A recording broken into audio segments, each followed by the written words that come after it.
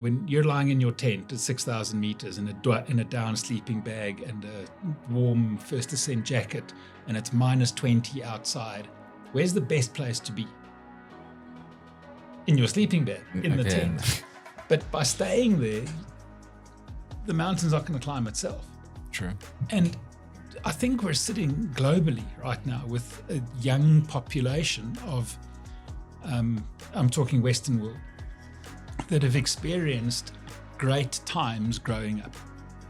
So they're cheesy. But, insane wealth, comfort, doing hard things is what allows us to grow, to prosper. And if you've done killie, people then go, oh, well, so what's next? What's higher? What's further? What's bigger? And the funny thing with that is, you need to be in love with the process of that and not the outcome. Because if you're in love with the goal, with the outcome, sooner or later it's going to kill you. Welcome back, everybody. Welcome back to another episode of Off the Clock. How do you deal with stress? How do you handle that? Coping mechanisms that I have is I go for a run. Manage stress by obviously being moments like this. Spiritly saying I'm going off the clock. Just even a night out. I'm listening to my favorite music. I go into one of the studios at the gym and I dance. Some cocktails and rest and just do nothing. I ground myself spiritually. The right amount of stress is good. Welcome back to Off the Clock, guys. Welcome back to our podcast. Today, we have Erik Vermeulen. I'm thinking of the soccer player now. As our guest today. Just before we get in, guys, please like the video, comment down below, share this with your friends, sub to the channel, as all of those things help to support us in the channel. So, Erik, what we do on Off the Clock is we allow our guests to introduce themselves because we'll never know you as well as you know yourself. There's only so much we can go into AI and say, research this person for me, give me a background and all these things. But we want the authentic background from you before we get into our icebreaker. Okay. Well, my name's Erik. My surname's Vermeulen. I'm a behavioral strategist by day, and I moonlight as an adventure and expedition leader. And so I marry the two worlds of adventure and expeditions and spending a lot of time in cold, high places with my day job as a behavioral economic strategist. I did a lot of work on corporate in mergers, acquisitions, culture, leadership behaviors. And both of these areas kind of provide very fertile room for stories and experiences as they cross over. So I've been doing that since 1999, which is 27 years. Wow. Damn. It's a long time. So, it shows, eh? Yeah. All right, so let's get into the icebreaker. Like you claimed it to be push or pull, right? Yeah. All right, so the first thing. You've invested 6 months into a major project. New data suggests it may fail, but the team is emotionally committed. Do we summit or do we turn back? So many more things into that question than just deciding to push or pull. I know, right? But humanity, numbers are one thing. Human spirit is a completely different thing. So in that case, I'm going to say push. Push. All right. Dad, do you agree with the push? Yeah, the push is if you say you're going to do something, try to do it and finish it. Don't half-ass it. Yeah, that's good advice. Next one. A high-performing employee is damaging team culture. Summit or turn back? Pull. Get rid of him. Yeah, scope him out. You guys seem to be on the same page with this. All right, the next one. You're 300 meters from the summit, but the weather is deteriorating faster than expected. Summit or turn back? Turn back. Pull. Turn back. The mountain will always be there. You can't climb it if you're not. This is good advice for the people. Yeah. AI could disrupt your entire industry within 5 years. Do you radically reinvent your business now or stay the course? No, you reinvent. You keep pushing. You keep pushing. All right. In fact, it's probably not even reinventing. It's saying, how can I be better with AI? Because anyone being them or their business plus AI is definitely going to be better than you without it. So integrate. Sure. AI is powerful. An opportunity excites you, but carries a high risk of failure. This is very simple. Summit or pushback? Oh, man. I like the risk. So I'm going to for now, based on the data that you have right now, Yeah. you push. Dad? Yeah, I mean, back to the whole AI example, you keep on pushing the frontier, get to the next level. You know, life is, you only have one shot, right? It's not a dress rehearsal. Thing is, you can always change your mind later. Yeah. You can't ever unquit. You can't quit. That makes sense. That should be a tagline. All right. I think you've done a good job at breaking the ice, Eric. Oh, good stuff. All right, Dad. Over to you. Yeah, so I mean, let's get straight into it, Derek. And thank you very much for really making the time. I've been trying to get you to sit on that chair, and you've been dodging and running. I guess it's because of the type of work that you do. You always kind of on the road or in the boardrooms. So thanks again. Maybe kick-started by going into the AI. To what extent do you rely on AI to the work that you do in terms of, analyzing people's behaviors or the routes, or where you're taking people to this adventures? Yeah. Look, in terms of adventure, I haven't experimented much with AI in the expedition space. Okay. But Why not? I just haven't found the application. As much as we say the adventure expeditions is around adventure and uncertainty and doing new things, it's new for my clients. I've kind of focused on a couple of experiences, some of the 7 summits, and I'm just sticking to those. I'm very seldom trying anything new that I would take clients on, because for me, managing risk is vitally important. And I would rather take clients to places I've been to that we know what to expect to a large extent. And it's new and novel for them. So they're experiencing the adventure. I'm facilitating their experience. So I haven't quite thought about AI applications in the adventure space over and above the marketing. What has been interesting is more and more my clients have access to not only AI, but everything that's on social media. And they're coming to me saying, "Oh, we've watched these. Have you seen this video on this mountain that we're going to?" And I'm like, "No, I haven't." "Oh, but you got to go and watch it." And so I love that, because it means that my clients are more educated when I take them to dangerous and adverse environments. More prepared. More prepared. When they have more knowledge, they can make better decisions by themselves. And there's always risk in mountains, particularly around medical and health issues, pulmonary edema, acclimatization, etc. And so for me, I've always tried to educate my clients as much as possible. So before someone comes on a trip with us, we do 2 in-person sessions, one on gear and one on the theory of altitude and medical, so that they can be as prepared as possible to make their own decisions and not just simply rely on me to say, "Oh, we push, we need to pull, you need to turn back, you can keep going." That allows them to have a better experience. What I found over the years in expeditions and also in corporate and employees is people have a better experience when they have a perception of control. It's one of those things that employees really, really want. The more in control they feel. So did you say perception? Yes. So you can just give them the perception they're good, Yeah. even if they don't really have it. Yeah. They think they have it, but they don't have it. There's a fascinating book called Delivering Happiness, written by the late Tony Shea. That's like a myth. Delivering the happiness or the happiness? Delivering it or happiness?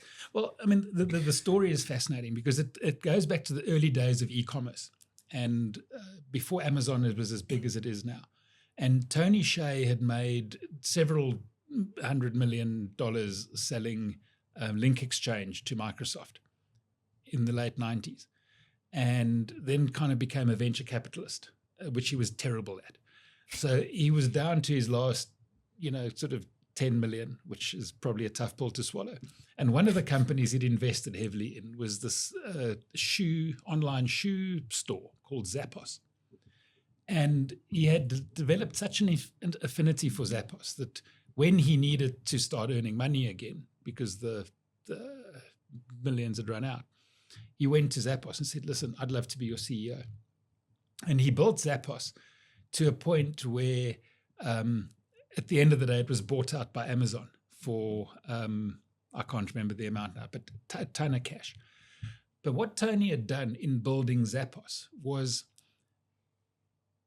he kind of developed this early recipe of how to engage employees. What do employees need to be fully engaged? And I mean, when he decided to move to Vegas and wanted to take Zappos head office from San Francisco to Las Vegas, something like 90% of staff moved with him.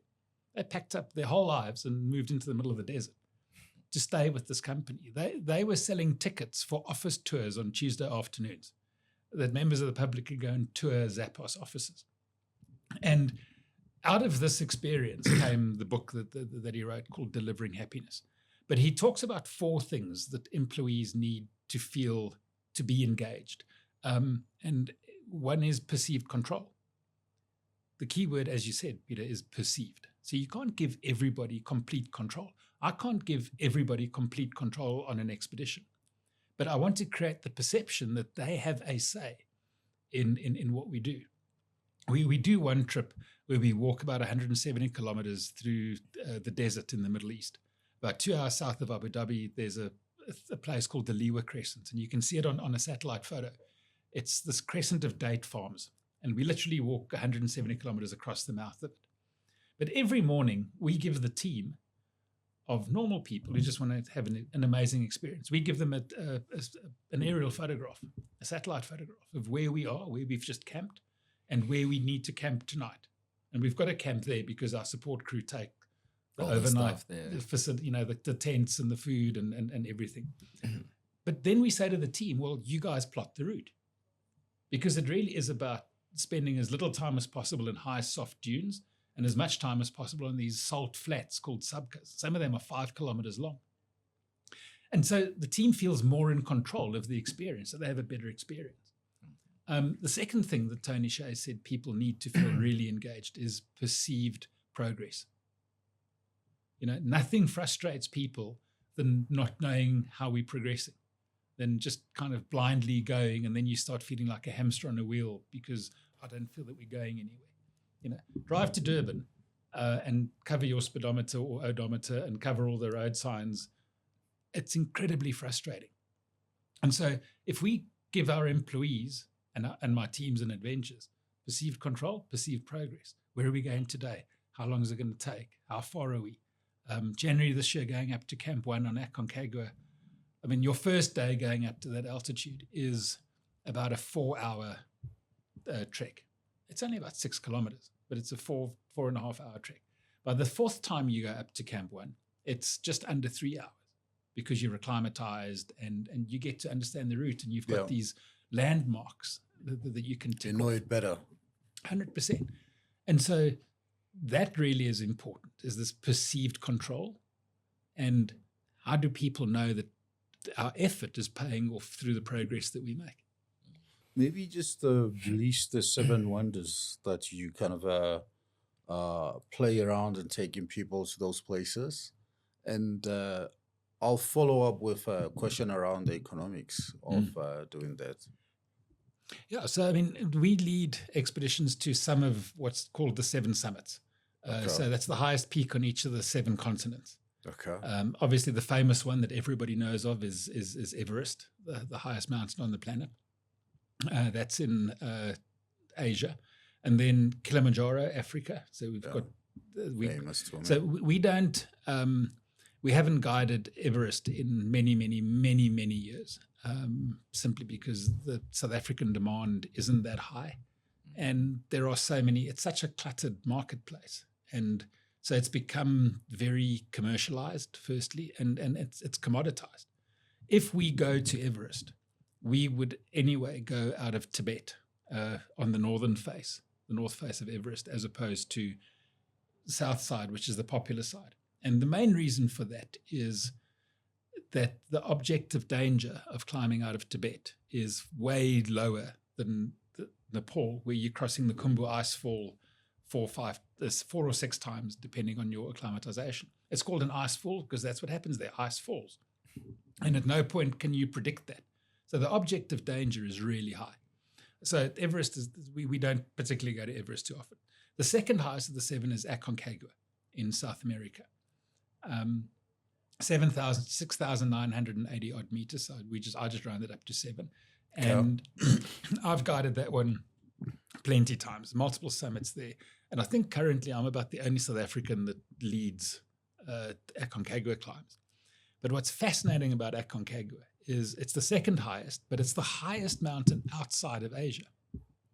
And so when we climb that in January, very few people are now climbing the Northern Hemisphere peaks in the Himalayas anymore, the 8,000ers. And so if we summit, there's a 99.999 and a bit % chance that we're the highest person standing on the planet. Okay. So we do that. And then we do Elbrus in Russia. We do Vinson in Antarctica. Oh, so you do Antarctica. Yes.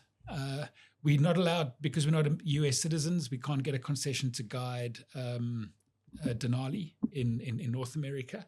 And then the only other peak that's left of the 7 is then the Australia or Australasia, which is either Carsten's Pyramid, depending on which of the 2 7 summits lists you subscribe to, or a little hill in Australia called Kosciuszko, which you kind of walk up with a picnic basket and a good bottle of red wine And come back. So there's no mountain in South America? South America is Aconcagua. It's Okay, cool. So I've seen, and this was a while ago, where they compared the tallest mountain in the world, which is Everest for us, comparing it to a mountain that is on Mars. And I forgot what it's called, and it dwarfs it. If memory serves, on Mars it's called Olympus Mons. Something like that, yeah. And it's like, it makes no sense how much bigger it is compared. No. And the funny thing is, I think it's a human trait that we want to compare something. We do something and we always think, well, what's bigger, what's better? And I'm not sure that always serves us as humanity. Because, yes, there's a higher mountain on Mars. So what? We can't get there. If we get there, we're not going to be climbing it. Yeah. And, what makes mountains interesting and fascinating, and I think why people have this romantic view of going to climb Everest or Aconcagua or Kilimanjaro, is the fact that it's difficult. Yeah. And at some level, as human beings, and I think this is changing, by the way, but we want to do hard things. Doing hard things is what allows us to grow, to prosper. And if you've done Kili, people then go, oh, well, so what's next? What's higher? What's further? What's bigger? And the funny thing with that is, you need to be in love with the process of that and not the outcome. Yeah. Because if you're in love with the goal, with the outcome, sooner or later it's going to kill you. So, I mean, just moving on from there, it's to your earlier question, kind of every country likes to have, the biggest thing, the tallest tower. I guess it's a human nature, good or bad, right? Got the flattest mountain. I mean, I remember going to Toronto and then took a trip to the falls, the Niagara Falls.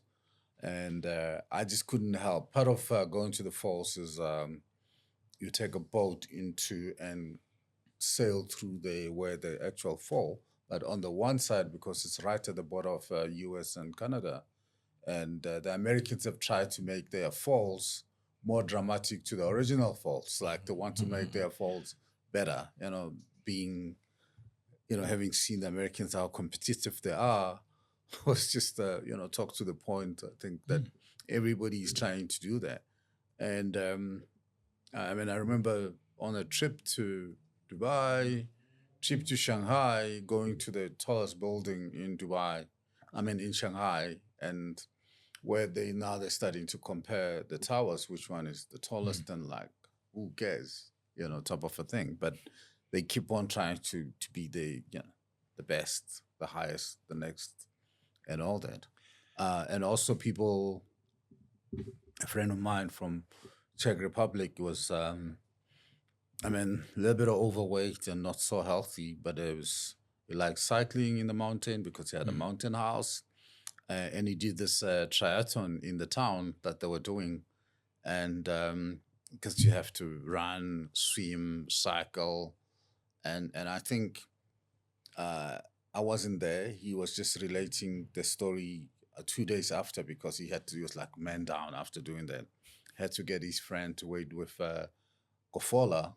Kofola is the imitation of Coca-Cola in the Czech Republic. They still have a drink because in the communist time, when Coca-Cola was not reaching the Eastern Europe, they made their own Coca-Cola like product called Kofola.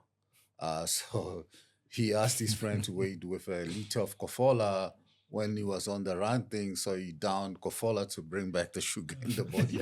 He can continue. Just quite interesting. You can Google it. It's kind of very interesting story how, brands are brand. Coca-Cola teas and things, you find them everywhere. People will have it. They may not be branded like, Nestle coffee, whatever. But it's been some form of coffee or something or compromise along the way. So the economics, if I want to go climb Kili with my family, do you pay us or we pay you? That's a good question, because you can die up there. So, I guess it's like bungee jumping. You ain't going to pay for it if you want to use the rope.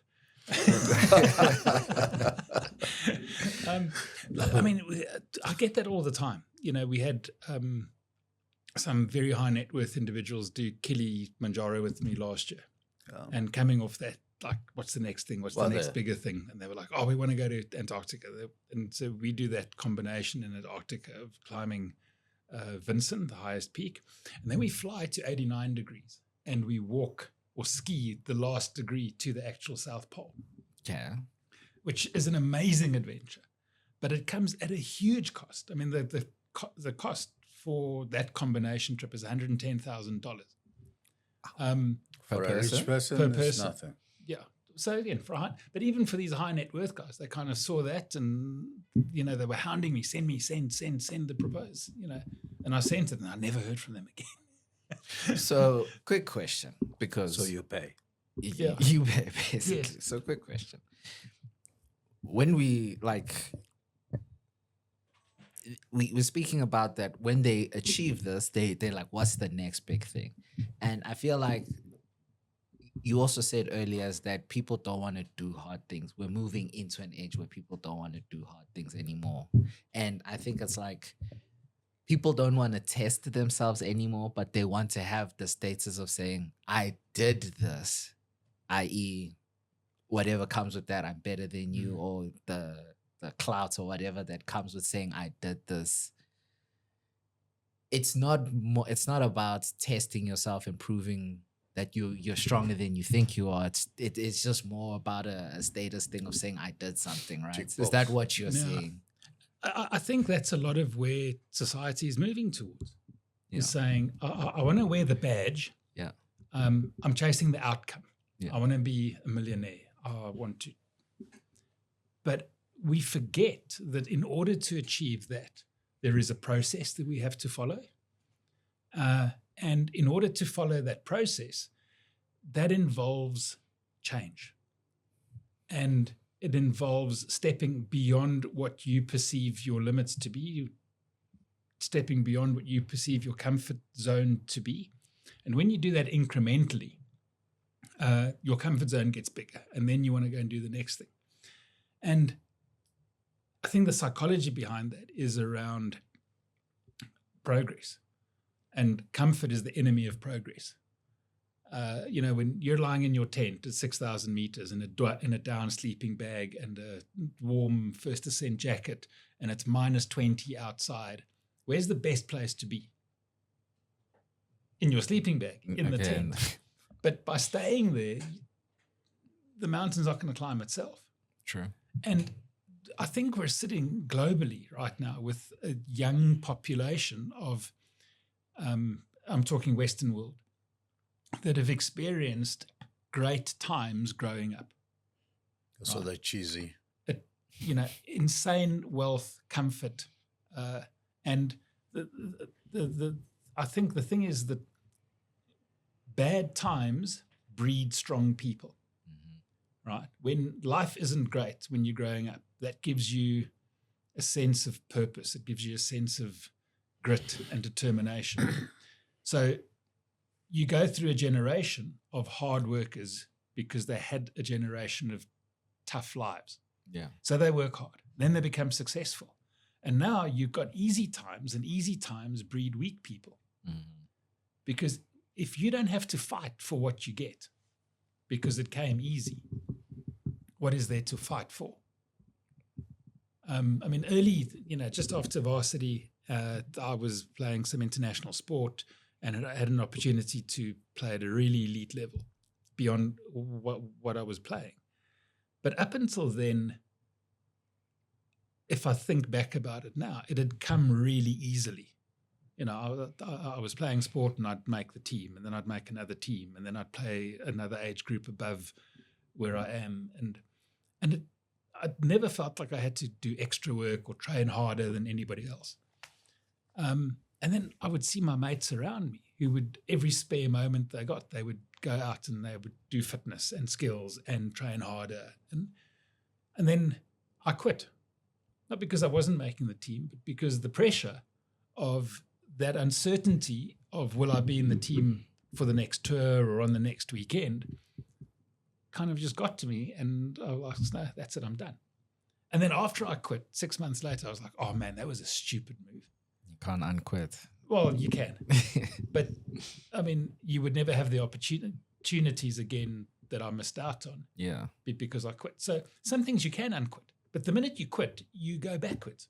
You lose out on whatever you could have had. You lose out on growth. You lose out on opportunities. And so it really is just about how do we... And I've got 11-year-old twins. And my biggest fear for my kids is that they grow up realizing how privileged they are. And I want us to think about that for a moment. And so how do I, in an artificial way, kind of withhold stuff from them and get them to really understand that effort builds results, and that I need to put something in. And it's not just a case of asking for it and then it comes too easy. And I think we're battling with that in the world of work today, is that we've got this young workforce that are coming in that have just had it too easy, relatively speaking. And how do we engage them? How do we get them to not be so outcomes focused of, I want to be the next CEO, or why am I not getting promoted within a year? or why am I starting at the bottom of the pyramid? And we've got to get them to be process focused, to say, well, and as business leaders, HR, how do we guide people to do that? To say, well, yes, you have these opportunities, but you need to tick a couple of boxes. When we go to mountains, we can't just arrive and go, oh, that's where we're going, and then we head there. Because from a physiological perspective, mountains will kill you if you ascend too quickly. So how do we shift our psyche from being outcomes oriented to finding purpose in the process? Have you had any kind of ridiculous requests? Because you said earlier that you deal with very super rich people, sometimes as customers, asking for you two people to also go and carry their nice foam mattress and to take the level of comfort to the next level. It's a very interesting question, Peter, because in all the years, so we started Explore in 2010. That's 16 years now. And prior to that, my ex-partner in the business who's emigrated, he'd been guiding with another company as well. And so when we started Explore, we were very deliberate about the experiences we wanted to create and how we wanted to do this. And so the question we often get from people is, do we ever have bad team members? Do we ever have the arseholes who come on the trip? And it's only happened twice. in all the years. And one character was exactly what you said. Kind of looked at us and just thought, well, you know, you guys are here to carry my bags and basically carry me up. And again, I think it has a lot to do with just how we've positioned Explore as a brand, and not just simply. I'm a firm believer in this behavioral principle of anchoring, which basically means I'm going to tell the guys that it is way more difficult than it actually is. Look, and going to mountains is tough. It is uncomfortable. It is cold. It's not easy. But I very deliberately exaggerate the levels of discomfort that. So you chase away all the business? So people have said that to me, you know, when I explain this, and they go like, "Aren't you trying to sell this trip to us?" I am. Yeah, I'm not trying to kill you. Yeah, but you know, it's the same way that, you know, if you go to a nice restaurant and you look at the menu, and there's a steak for $1,300, right? That steak is there not because anyone's going to order it. If someone orders it, then the restaurant's smiling all the way to the bank. But what that $1,300 steak does is it anchors your expectation. And so now you read down the menu and you get to a 400 Rand ribeye and you go, well, that's a bargain, right? And so you're going to buy the 400 Rand ribeye. Yeah. But if this is Wagyu. That is Wagyu. Yeah, whether it's Wagyu or not, the principle. Or Angus or something. The principle lies in show someone potentially how difficult something could be. Show them potentially what it could cost. And that anchors their expectation. Like, or you go to the airport and they say to you, your flight's cancelled or your flight's overbooked. And then they say to you, the next flight out is tomorrow morning. How are you feeling? You're livid. You're angry. Yeah. And then they say to you, but hold on, let me see if I can get you onto the 7 p.m. flight tonight. And they tap away on the keyboard. No, it's and they not go, as bad. And they go, you're so lucky I can get you on the 7 p.m. flight. You're still inconvenienced. You should still be angry, but you're less mad. It's better than leaving tomorrow. than leaving tomorrow. Yeah. And I think that's such a cool thing that we can do. But you see, the airlines are doing this quite a bit. I mean, they use psychology to manipulate you, like really lower your expectation to the flow. Like your expectations are on the ground. I mean, 10 a.m., you try to take your flight. They say, we don't know. You're not on the flight. You're on the flight, but you're not on the flight. The next flight is tomorrow, but let me see what I can do. And before you know, they say, 7 o'clock, and plus 7 o'clock it's available. Do you want to take it? It's like, yeah, I want to take it. But, there's extra 500 as well on it because it's a different flight. You're on Y, this was C. And, they read you that weather report and then you take it anyway. And you 500-600 Rand out of pocket. So you use that to your customers, but I mean in a kind of a nice way. In an ethical way. That's the word I want to use. Because, and I 100% agree with you. To what extent can we use behavioral economics and psychology to manipulate people? I mean, it happens all the time. Like you buy something, it's not $500, it's 499 Rand. Yeah. And so you go, that's a bargain. 1 Rand more will kind of hit you that psychological. No, that's 5 Rand. It's not even 1 Rand. It's 1 cent more. Do we still have cents? It does. That's the problem. And so the thing is for me is around how do we use nudges and behavioral economics in an ethical manner? So, I mean, this is your business, right? I mean, sound like a scam. Yeah. So, I mean, it's so easy to manipulate people's decision making, if you know how. Yeah, they teach you this in marketing. But that's what the whole of marketing is built on that. But I mean, if you put a lot of behavior like you're doing, that spin is even more dangerous, right? I mean, the person, because this happened to us. Remember when sometimes I think we're going to Cape Town and they messed up our flight. Was this when I had to stay and you had to stay behind, and then we go. I got left behind. And you asked to be left behind. I could have stepped back, but you like okay. No. So which was fine, but I remember very well. I wasn't happy. But they're like, okay, fine. We're sorry. We regret it. It won't happen again. It always but happens we got again.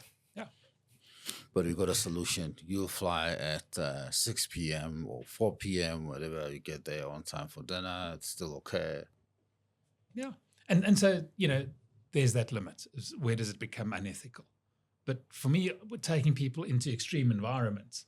If I can get them to be more conscious of the extremity that they're being exposed to, as opposed to saying, "Oh, it's easy, you'll make."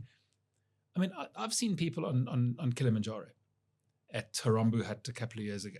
Italian guy is there in literally street shoes and a tracksuit. Okay. And I'm going, dude, like, they actually came to me, this guy and his girlfriend, at a Harambu Hut, because, I don't know, I guess we looked like we knew what we were doing. They didn't have a budget for clothes, or? No, so I said to him, because they wanted me just to check their blood oxygen level, because the guy wasn't feeling well and his girlfriend was concerned about him. And firstly, he's not wearing the correct clothing. He's wasn't not hot adequately prepared. And I said to him, but how did you end up here? He said, well, basically they went to Tanzania on safari, spent some time in safari. And of course you drive past, oh, there's a mountain. And they said, well, can you climb that? And their guide said, yeah, sure, we'll organize for you. And so very happy to take their money. But they're not prepared physically. They're not prepared emotionally. They're not prepared from a gear perspective. They were given some jackets and stuff by the operators. And then they just ascend. 5 days is kind of the average day. That's what most operators in Tanzania are selling kili. You can summit by day 5, which means it's 7 days front door to door, which is an easy decision to make again, because I just put in 5 days leave. I fly there, I do climb. But that's not optimal in terms of health back as and quicker. Safety. Yeah. So, I mean, our trip on Kilimanjaro is an extra 2 days. We summit on day 6. Okay. And then we come down on day 7 and home on day 8. And the reason we do that is firstly for acclimatization and safety, and to give people an overall better experience. How much is that trip? $3,800 US, excluding flights. Rent? What's the exchange rate? About 16 and a bit. Yeah. So that's about 50K. 50K. Have you seen people die on these mountains? I mean, no, you killing them, but yes, I have seen people die on mountains. Yeah. Okay, and they get refund, the family? I don't know. No one's died on our watch, but no, I doubt very much they'd get a refund. We would hope they have good insurance. Okay. So the thing is, I mean, in terms of the refund, I mean, if I take you guys to Kili, I mean, I pay my ground operators and the suppliers that we use there, because that's also just part of how we operate. Is I want to make use of local suppliers and operators to all the places we go, because it's ethical. Yeah. We need to support the local people and the local economies and stuff. But when we go, I pay out. I mean, the margins on the mountains are not big at all. Mountains are just expensive places to go. And Kili, because it's so accessible and it's easy to get to, and the Tanzanians have realized, man, they're sitting on a gold mine. And those permit fees have become very, very expensive. So they're milking it. Yeah. But I mean, Kilimanjaro as an attraction supports about 130,000 people. Wow. That's the power that Kili has in the Tanzanian economy. Okay. So there's Kili, the Kenya side, and the Tanzanian side? No, Kili is entirely inside of Tanzania. Okay. The great views that you see in the photographs it's, with the elephants side. And those images are all taken out of the Kenyan side through Amboseli. Oh, okay. All right, let's leave Kili alone and just get it back into, Erik the person. Earlier you spoke about your twins. How much of your time do you spend them in the adventure? Do they climb mountains with you? Yeah, they do. They're very outdoorsy. But I mean, have you taken them to Kili? No, they're Not 11 yet. years old. So you're waiting what? They 5 have years asked more? me. They have asked me, when are we going? When are we going? And I'd look in the next 2 or 3 years. They'll be ready. Yeah. So I've taken school groups to Kilimanjaro. Other and people's kids. Yes, other people's kids. I've taken a 12-year-old. Okay. I've taken a 12-year-old to Kili. I've taken a 15-year-old to the summit of Aconcagua with his dad. And what I love about taking kids is they're honest, they're resilient, way more than you give them credit for. I mean, this 15-year-old that we took up Aconcagua, that kid was so strong. He summited so quickly, I thought he was going to fall off the other side. And the night after summit, because you go to camp 4, camp 3, then you summit, you go back to the same camp, you sleep, and then you hot-tail it off the mountain on the second, after summit. And we got back to the tents about 8 o'clock in the evening, and we were done for it, exhausted, tired, smashed. This kid was like feeling so good because now he's got those endorphins of the accomplishment of he summited the second highest of the 7 summits. And the next morning we woke up. Actually, we had to rush back to tent that night because we knew a storm was coming in. Okay. And we tried to sleep that night in about 100 kilometer per hour winds, which is a bit like sleeping inside a jet engine. It's loud. It's just gnarly. It's blowing. And you wake up you fall asleep and then we wake up. Well, I would wake up and I check the watch and it's 10:30. I'm like, oh, man. You fall asleep. PM. Again. Oh, wow. Still. Yeah, I mean, you've only literally just gone to days, sleep. yeah. And you fall asleep again. And the wind's howling and it's uncomfortable and it's cold. And 10 to 11. you're hypoxic and you wake up again. You go, surely it's almost time to get up now and leave.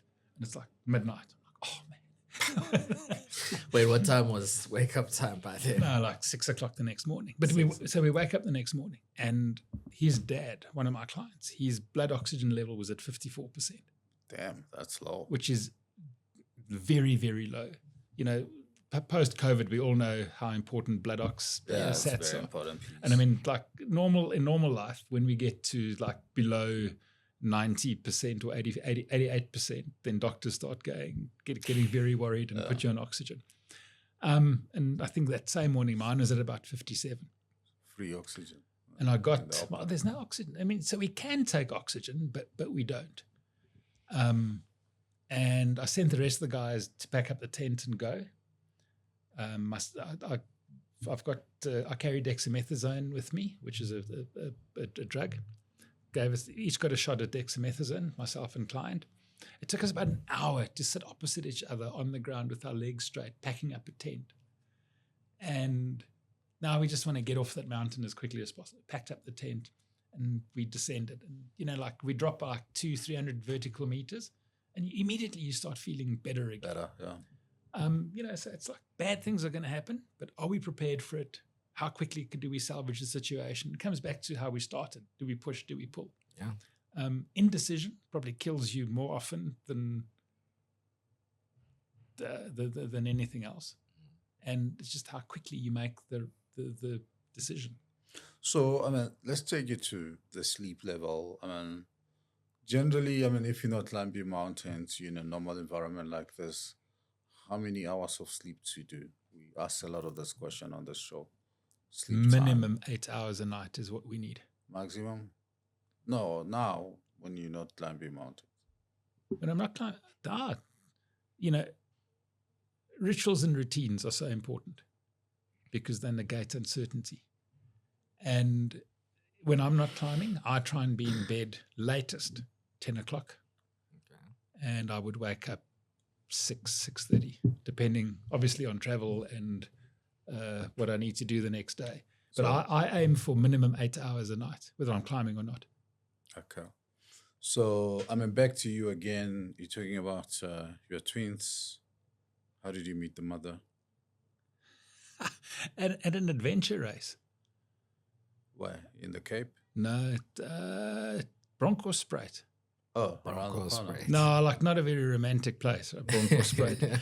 But no, I mean, I'd stopped racing, adventure racing, and started taking photographs of adventure races. Because when I And then you met her. no, and she was participating in a race. Okay, I mean, you're very high level with details. What, you're taking a picture? You saw her in the lens? Or No, I was taking pictures and didn't think anything of it. And in those days, I would sell the photographs, but we didn't have a website or anything like that. So I would put them on a CD, and then the race organizers would just put an email out to everybody. If you want the race photos, contact Erik, and you can buy the CD for $100 or whatever it was. Yeah, so she bought the CD. Oh, you made her pay? Of course. and I'm paying now. You only paying now? Yeah, so that's how we met. And having kids was really important to her. I'm a fair bit older than she is. So 3 rounds of IVF. Okay. Why you were struggling? No, she was. Come on, got to protect protect my manhood a little bit. But yeah, no, I mean, we knew going in. She said she had a history of PCOS and so on. So 3 rounds of IVF. So $250,000 rand later. Here's a story about anchoring. Actually, we'd gone through 2 rounds of IVF. Because I understand that stuff. You know that, right? Yeah, I do. So we go through 2 rounds of IVF and no success. And How much was each round? About 80,000. Was cheap. This was, 12 years ago, 13 years. That's so cheap. Yeah. No, and then 2 unsuccessful rounds, and then the guys we were working with upset her because she went, Pretoria or Joburg? Pretoria. Okay. Because we were ready to go for round 3, and then she had an issue again. And she said to the doctor, but why are all the drugs and everything we're taking, why is it not working? And he said to her, well, some things we just can't explain as doctors. She's like, but why not? So we got upset. And now she's hunting for another fertility clinic. And she finds guys in Joburg. And I can't remember the name. Joburg guys are good, huh? No, but hang on. They are good. So we had met with guys in Joburg as well, and she just didn't like. They just charge you a little bit more as well. They do. Charge like wounded buffalo. But so we find this clinic, and she checks all, and she goes onto the website, and believe it or not, they had a Valentine's special. Oh no. Which, like, honestly, you can have a special price for anything at any time. Valentine's special for fertility For treatment. IVF. And so the Valentine's special was, if you qualify, because you're now going to fill in the questionnaire, and if you qualify, you get a 20 grand discount or whatever. What did you need to do to qualify? Fill in the questionnaire, clearly. Oh, okay.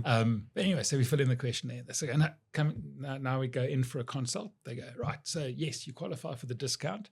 However, since this is your 3rd attempt, we also need to go into this protocol and these drugs and that. And guess how much that costs? The 20. About 20. Yeah.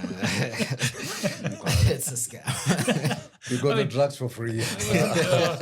I wouldn't say it was a scam, but it goes back to behavioral economics. And if we know how to influence people's decision making, the world's your oyster. So we end up with 4 viable embryos. And the doctor says to me, So you could have 4 kids? So how many are we putting back? I said to him, dude, this is round 3. We're putting them all back. He says to me, you know what this means? Like, yes, I understand, what the potential outcome could be. But we're putting all 4 back because this isn't going to happen a 4th time. This is the whole summit or turn back. Yes, do we push All it? in. No, we're pushing now. So a couple of weeks later, pregnancy test. Oh, we're pregnant.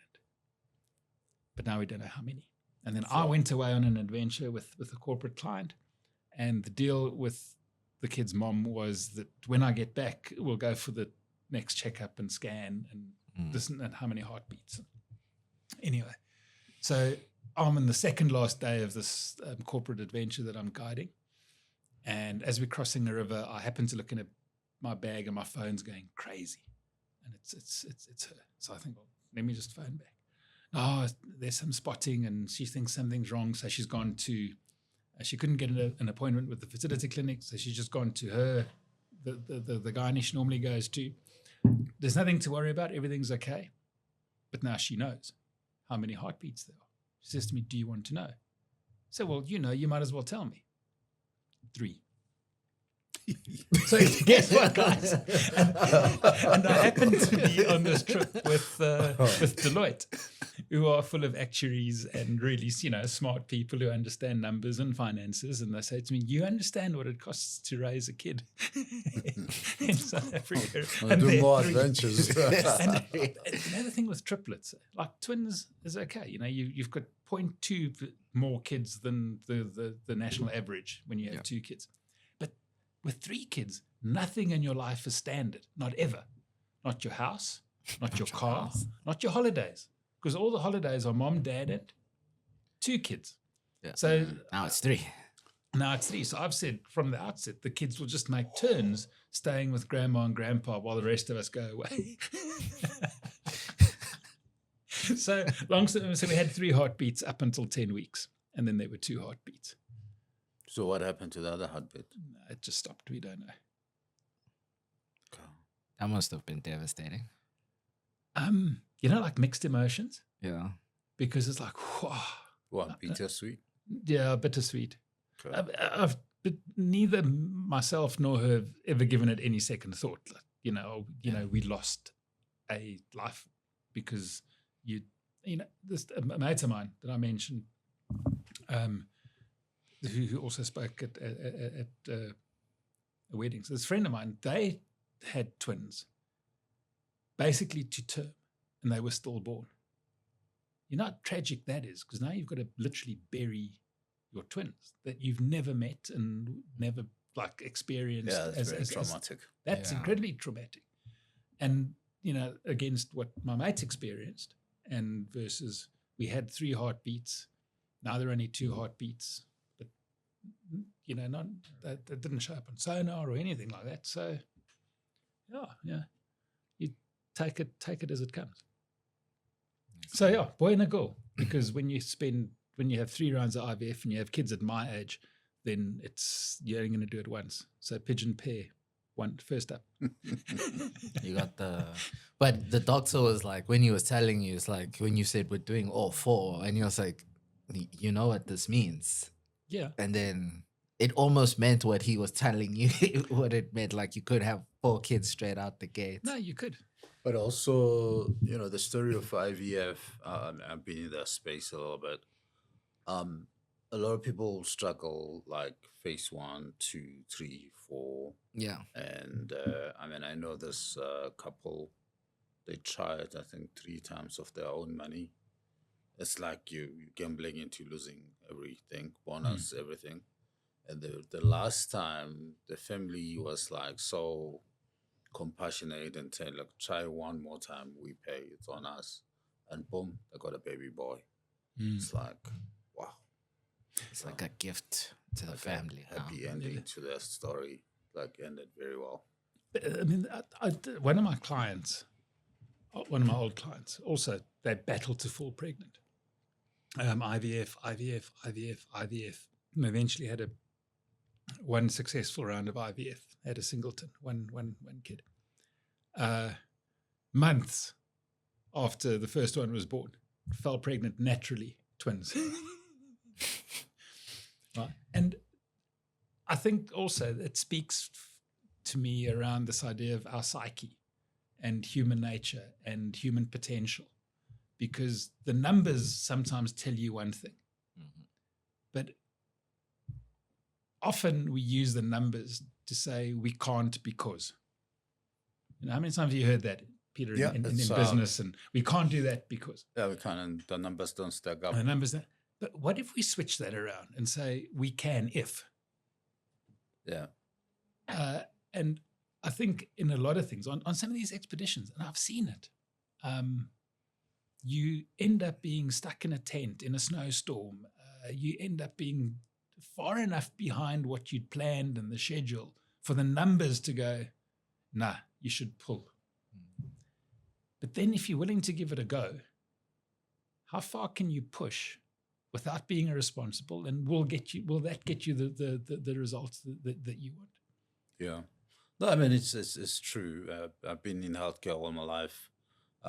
This cases that you're talking about it's also has to do with compatibility. We've seen a lot of cases where couples don't get kids, and traditionally being black, like they, family will like, where are the kids? Where are the kids? Where are the kids? Like, And you usually come from big families. yeah, As well. like where are the Social kids? Where are the constructs. kids? And they're no kids. Divorce.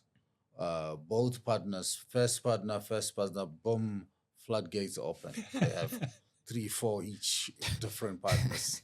I mean, you're not compatible. But you like blaming each other. I'm firing all cylinders, type of a thing. So, even medicine is not so straightforward in some of these things. Yeah. And I think, as I said, a lot of that discounts the strength and the power of the human psyche. Yeah. So you travel the world, you climb things, you've been to hell and back, met people, and got some.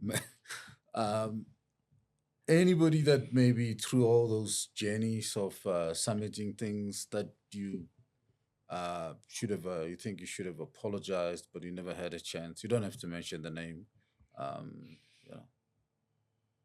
You never said there were going to be deep questions like this, but Peter, absolutely. Okay. Yeah. I think, and I want to almost call it the arrogance of youth. I think we all, when we're younger, we're in the point where I'm always right, and ego. Ego is a big thing because we tend to make decisions with the data that we have, with the emotion that we're feeling now. And then we want to rationalize those decisions with data. But confirmation bias says, I'm going to look for things that confirm my decision. And I'm going to, because that cements, that makes me feel better about the decision that I'm making. But then as we get older, we do look back and we go, oh man. And I've actually done it. With a previous wife. I phoned her out the blue a couple of years after we got divorced. And I said, look, you're probably the last person you want to hear from. She goes, yeah. You're right about that one. And I said to her, look, I was an idiot. What we did was wrong.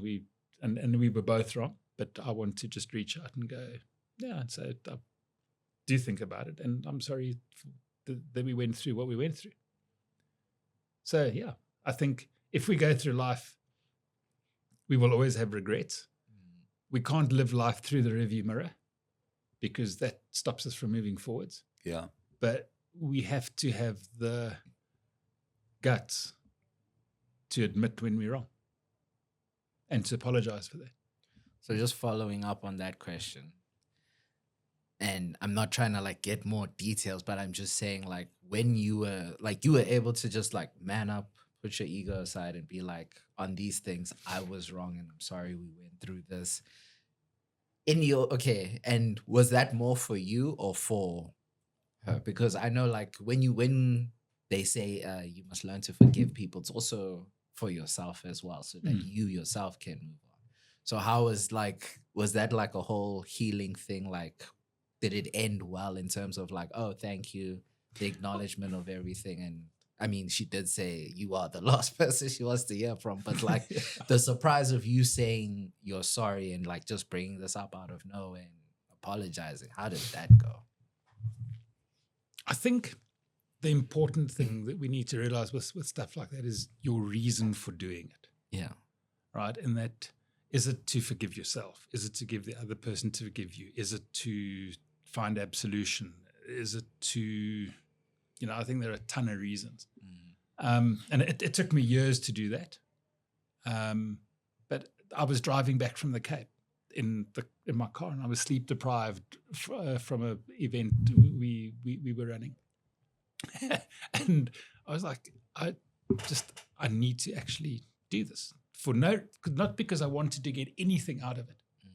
You know, there was no prize at the end of it. There was no summit or anything. I wasn't going to gain anything other than a little bit of peace of mind. Feeling better. Yeah. And I think sometimes when people do stuff like that and they apologize, often there's an outcome beyond themselves. Yeah. There has to be an outcome beyond themselves. Mostly when people do that, it's an outcome for themselves. And I just felt at that time I needed to do that. And so I'm sorry. And yeah, not to gain anything from it, but just to genuinely apologize. Maybe a question, and then a question for me, and then we give him a moment to revenge. All and right. we close it up. Because of the very interesting story that you told us about leading up to having children, what was it like for you when your kids finally came into this world and you became a father? Did you have some aha moments? Did everything change? I mean, you probably started crying when you saw your kids. Like, well, what was that like for you? No, there was no like epiphany. No emotion? There was definitely joy. I mean, there's a photograph that I've got somewhere where, I mean, the kids were born because of the twins. Twins seldom go to term, right? So they were born 8-9 weeks pre. And so like straight into ICU. My son, who was born first, didn't have a good start. No photo of mom holding him newborn, like injections into his lungs or whatever, and straight into neonatal ICU. Yeah, and then because they were prem, both were underweight, so they both went into neonatal ICU. So it goes to that one photograph that I've got where I'm literally sitting with, I don't even know who it was, and the kid's asleep, and there was this conflicting emotion between relief and being the proud dad, and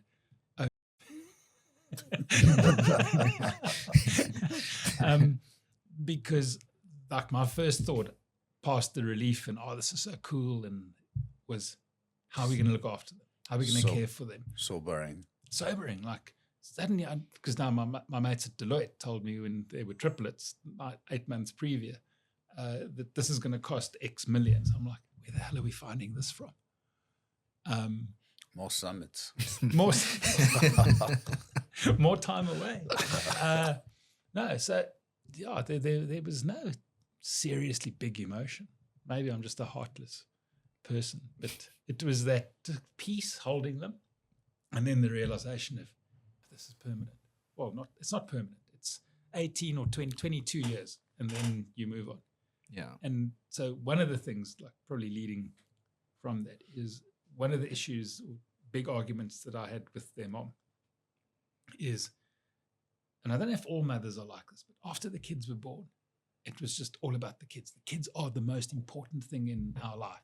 I'm like, no, we're the most important thing in our life. Our relationship with the kids. Our relationship is more important than the kids, because the kids are, while they seem permanent for now, 18, 20, 22 years, they've grown up. They've moved on. They get their own life. Yeah. Then what? Then if we haven't been working on our relationship for these 20 years, then like what happens with empty nest? It's empty. It's empty. And so, I mean, I failed dismally at that because we're divorced. But the kids are still there, and the kids are 11, and they've got another 11 years, and then they'll move on. So for me, I mean, my parting question more to you on the behavioral work that you do. I mean, mentally, how do you think? I mean, you interact with a lot of people in that space. You know, if this country was a human being, mentally, where do you think South Africa is, behavior-wise? If I can use that. Yeah, I think we're mentally very youthful. And by that, I mean very easily influenced by short term. Impulsive? Yes, there's in behavioral science we talk about peak end rule, which means that when we look back at a memory or at the past, we don't see it as the average of the emotions that we experienced.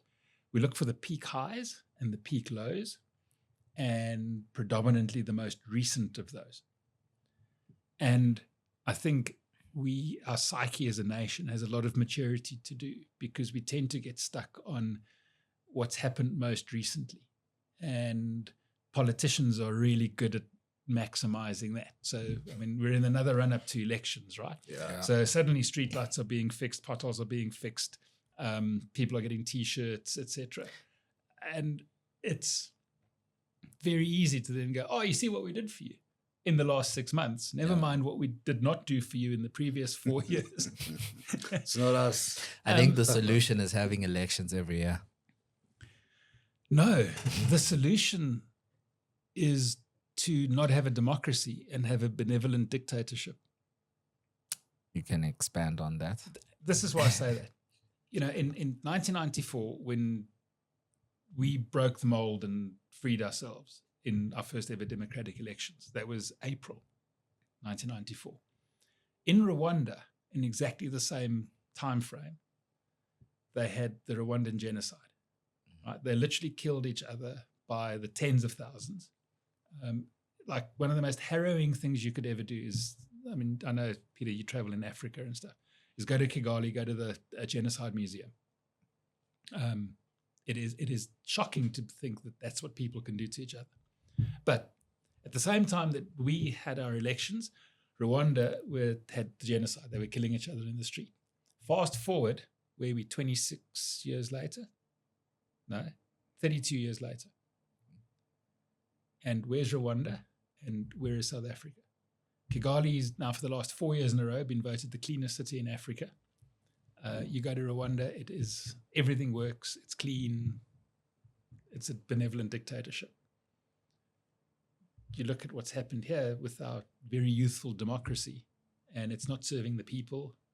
I don't need to go into that. So, I mean, look, before we, give you a moment to ask us questions, I guess we'll do, a kind of a part 2 of the interview. We can discuss that because we're going into those discussions where we know that you can't compare country to country because there's so many variables, things that are not the same. Even the genes and the DNA of South Africa and DNA of Rwanda is just not the same. It's like the Tutsis only. South Africa is a cocktail of many tribes, many nation, Germans, Dutch people, English, lately Chinese, and everybody else is here, Indians and all that, and sugarcane stories and all that. So it's quite a difficult to compare. You can't even compare with countries that were similar in the sense that they were in the British Empire. Yeah. Whereas, I mean, all the things that you said about Rwanda, I've been there a few times, they're right. But it's a 13 million population. That's very much same people type of a thing, more or less, give or take a little bit of people from DRC. Different dynamics. So, question for you, Peter. I followed your corporate career and you've been highly successful.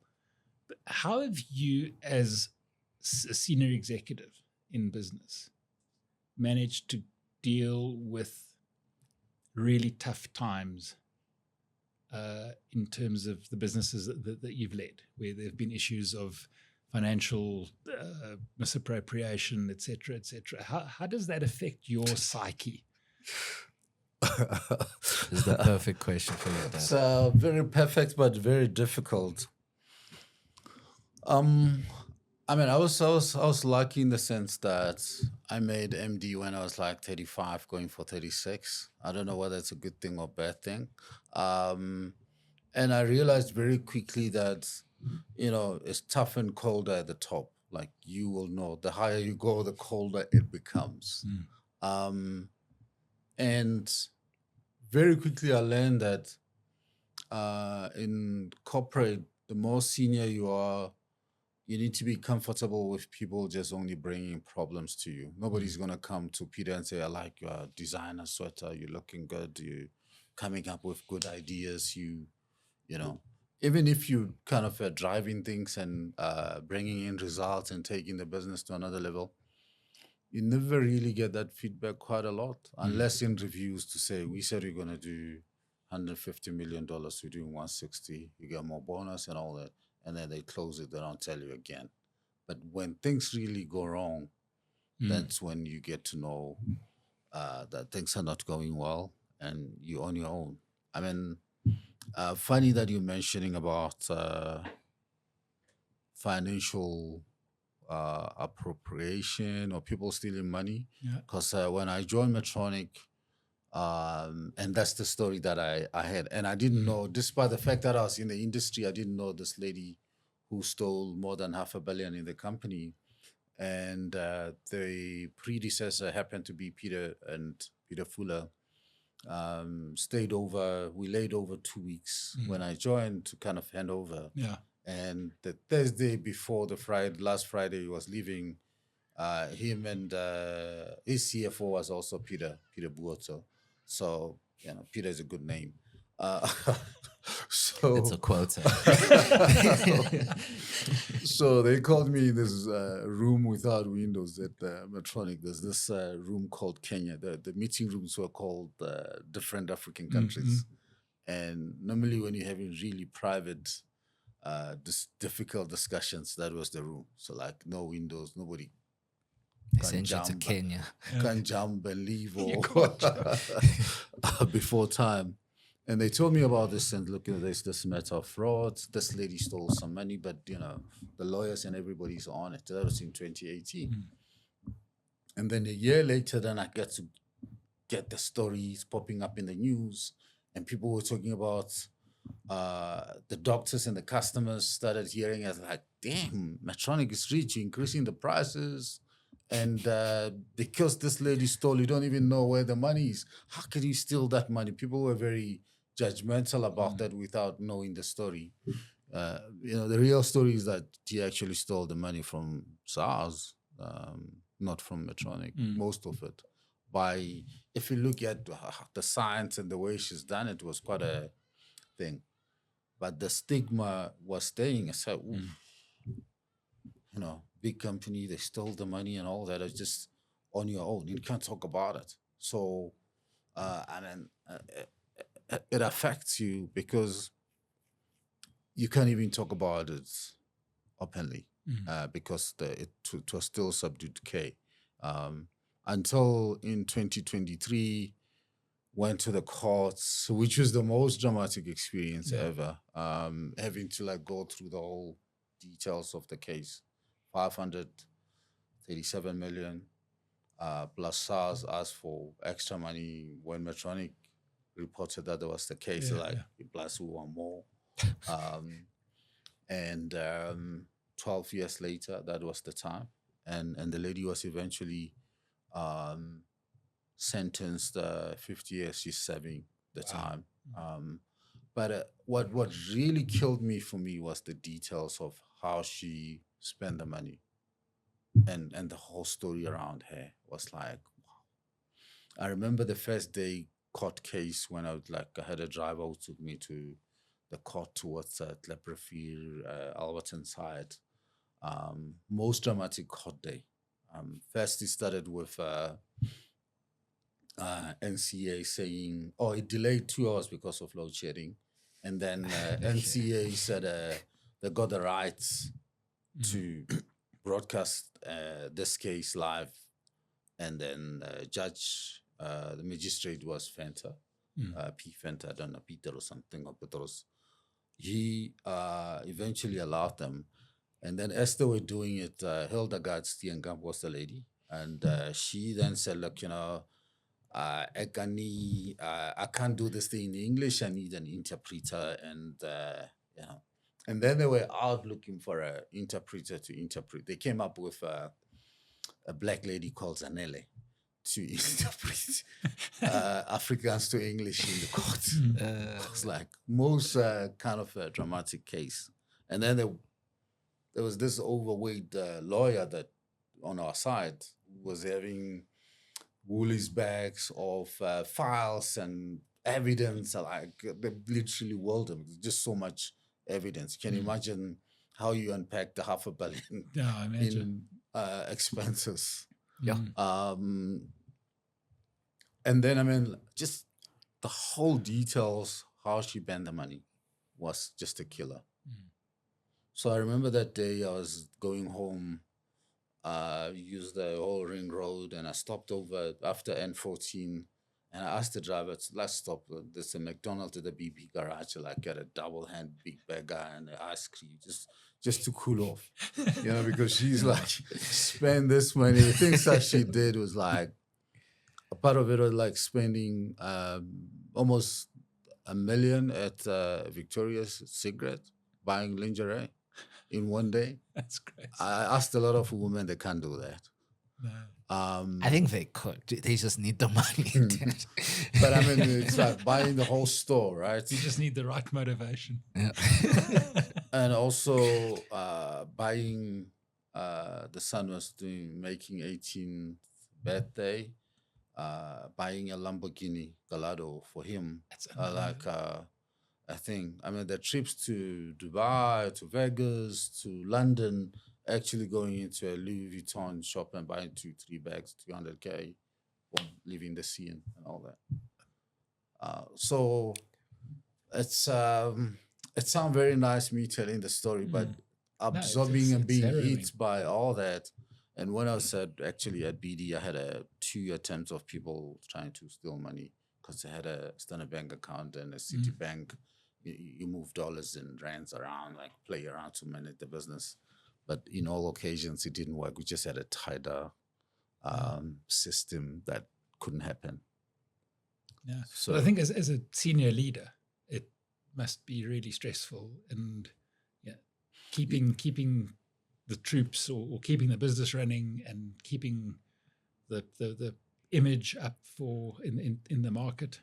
Yeah, I mean, look, a lot of people actually don't realize you're somebody's child. Having to like be in the middle like a patty in a sandwich, right? Yeah. Because some of the executives that I led after I left the companies, they're like, damn, Peter, we didn't even know how much you protected us from the head office noise and having to provide the details. The minute you're not there, there was nobody like being exposed to that situation just so much. And people forget that. And I mean, sometimes, and I mean, from your partner's experience. So as a Africa leader or region leader, you have to represent Africa at a global, if it's a global company in terms of how performance. Sometimes you get maybe 6 or 8 or 10 regional leaders where the numbers are not stacking up, it's not happening. And the global kind of head or VP, whatever, will be asking for numbers. And sometimes the language that they use is not so great. I mean, I remember this moment, it was in January, and the numbers were not stacking up. We're about to close Q3. And we were on this call, and it's like, we're short of close to $800 million as a region, and numbers are not coming, what's going on, and this and that. And we tried to explain a little bit of details. The guy was like, I'm not interested in weather report. I want it. I'm interested in how this is going to happen. I was like, you couldn't tell me Cape Town is cold, Joburg is warm, Pretoria is cooler. I'm not interested in that rhetoric story. Where are the numbers? Yeah. And you are on your own. You're going to tell the team, filter all the noise and tell them what they need to do. Sometimes they don't get it. They think it's still business as usual. So in short, it's tough at the top. Absolutely. So everyone's somebody's son. I am. Lusani is too. You ready for a question? Always If we run ready. out of time, he's probably going, I hope we run out of time. One more question. One more question. How do you, as a young South African, think you can influence the culture that will build the next generation? Honestly, I think it's leading by example. And the problem is that it's like, if I'm going to use a phrase my dad just used, is filtering out the noise. A lot of people are not good at filtering out the noise. And my dad's had a conversation with me about filtering out noise. And it was like, it was recently, I guess. But I think too many people get lost in the noise. A more colloquial term, they get lost in the sauce. Mm-hmm. And to be that person that is that role model for people to follow, I think there's too much noise for young South Africans. Like, there's too much noise in their way for them to actually see the light at the end of the tunnel, to see what's actually right for them. Because it's also, like you said, we're too focused on the outcome rather than the journey. People see celebrities and all this, and it's just like, I want the luxury, I want the success, but no one's literally has a plan to get there. There's no, okay, I'm going to do X, Y, and Z. You just want that. And a lot of people don't have like that plan for themselves, or this is what I want to do to get to where I want to be in life. A lot of people do have it, but I think a lot of people as well are too lost in the noise, and they can't decipher between what they need to be seeing or listening to versus the things that are literally distracting them and either keeping them stagnant or just taking them back. So I think outside of just being the best that I can be and living by the principles that, let's say, I say I live by, and being that example for people, it's going to be hard because, especially on the internet, only polarizing things get really pushed out to people. It's not like the positive stories that you hear, that like a lot of things that you'd see on Off the Clock. It's not the very extreme opinions or exaggerated opinions that would really get views. So it's really about getting people to filter out the noise. And understanding that said noise, whatever it may be, doesn't necessarily benefit you. It's either taking you back or keeping you stagnant, but it's not taking you forward. Love it. Well said. Thank you very much. Thank you. Thanks, Eric. We enjoyed it a lot talking to you today, and especially your personal story. It's very often that we talk to behavioral, scientist or advisor, and at the same time, coupled with the fact that you summit mountains, you get people to get there, and I think people undermine the work that you do in preparing people to reach their dreams, because everybody's got a bucket list in terms of that. I mean, I remember meeting this guy, still a friend of mine. He left his job and he wanted to run marathons in the 7 continents of the world. And Antarctica was one of them. And I remember I went with him to buy the gear, and he was looking for certain jackets and warmth and things and all that. So as you're speaking, I think about the impact that you do that people often don't see, helping people to get to a dream. You're like part of the casting to this movie, but you actually made the movie, Thank you for very somebody. much. So thanks for your time. Thank you. It's been a great conversation. Thank you very much. Thank you, Eric. Cool.